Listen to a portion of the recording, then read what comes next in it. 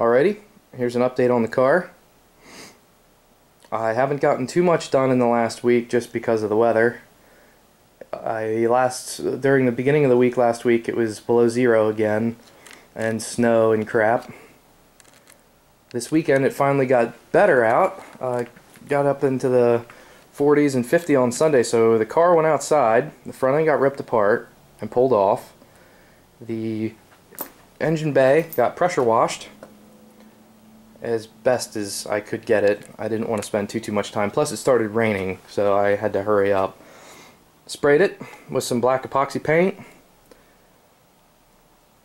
and Aaron was over. We mocked up the intercooler location. I made these really fast, easy brackets out of some flat steel, and don't mind the ugly welds. We have a cheap Harbor Freight welder. It makes ugly welds, but they hold, so it'll work. So there's the mounts.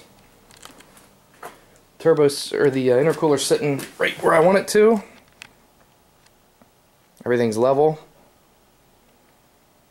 It'll be real nice and easy to come out from this opening here. We'll go into the turbo side over here. It's going to wrap around, come up and meet right here. This is all going to be cut out.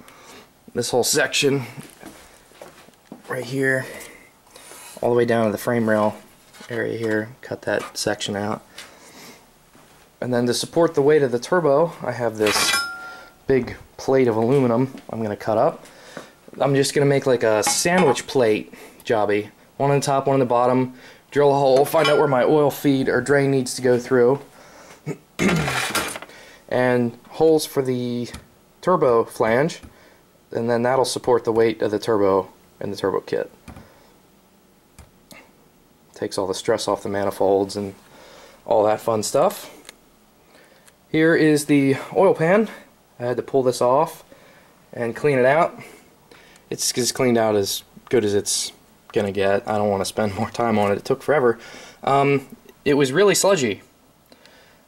I think it didn't stink though. It didn't smell like it had any gas, or it didn't smell like it was burnt. I think it was just neglect, an old motor. It has like 200,000 miles on it. I guess that's to be expected. So anyway, ground this nice shiny spot. TIG on this bung for the oil return. And then for the oil feed, this is the factory piece here that came off right here at the oil filter.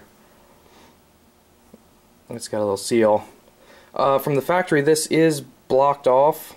You have to drill that through and tap it, and then you can get oil pressure from that source. So I'm going to use that for the oil pressure side, and then return side.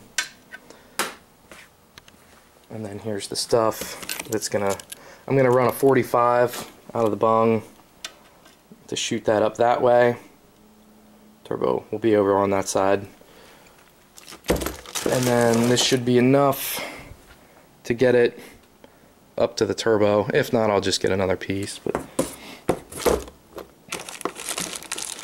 I'll have to find a spot to shoot this straight piece down through from the turbo. This will come out of the turbo, this goes in here, all that fun stuff. Anyway, I'll probably have to see where the oil drain lands, and then I might have to cut a hole in this, a relief hole, to drop the drain down through the bottom, and then that'll come out and go down to the block for the oil pan.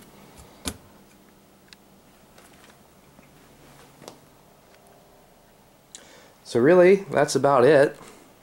Hopefully the weather improves. It iced today. We got over 1/4 of an inch of ice. So we have some downed trees in the yard and all that fun stuff.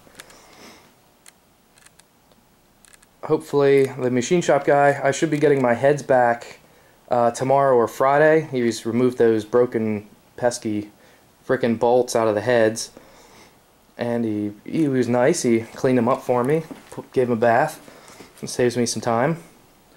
So that'll go back together, and hopefully I can have this pan back and ready to go by Friday as well. And then this weekend I really want to mock up the engine and trans in there, make my mounts, and start going to town. Then I can work on my wiring harness and everything.